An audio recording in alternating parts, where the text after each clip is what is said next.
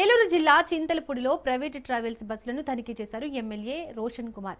బస్సులో emergency door లేకపోవడంతో తీవ్ర అసహనానికి గురైన ఎమ్మెల్యే రవాణా శాఖ అధికారులపై ఆగ్రహం వ్యక్తం చేశారు.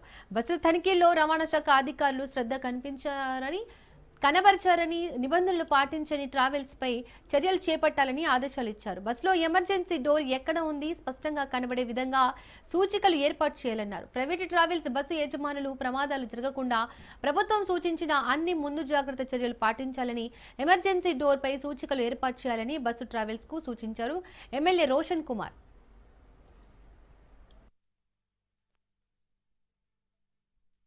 కిటికీ మాత్రం ఓపెన్ అయిద్దిలే చూసుకున్నాం. ఇది మాత్రం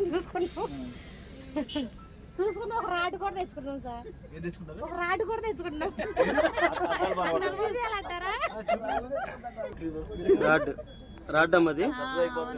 ఏదో అద్దం పగలు కట్టడానికి సార్, అందుకని చేతులతో పగలపోయి మన చూసాం కదా సార్.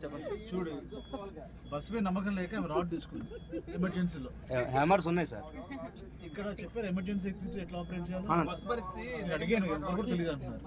అందరికి ఒకసారి ఒకసారి చెప్పు, ఒకసారి ఎమర్జెన్సీ ఎగ్జిట్ ఎక్కడ ఉంది, దాన్ని ఎట్లాగా. బాబు ఒకసారి లేవు.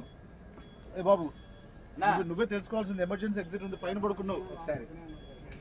ఎక్కడెక్కాను తెలుసా? ఎమర్జెన్సీ ఎగ్జిట్ ఎక్కడ ఉంది ఎలా తెలుసా? కూర్చో కూర్చో చెప్తాడు. ఎందుకంటే పైన పడుకున్న వాళ్ళకి ఇది కొంచెం ఇది లాక్ కింద కంటే ఓపెన్ అయిపోతుంది.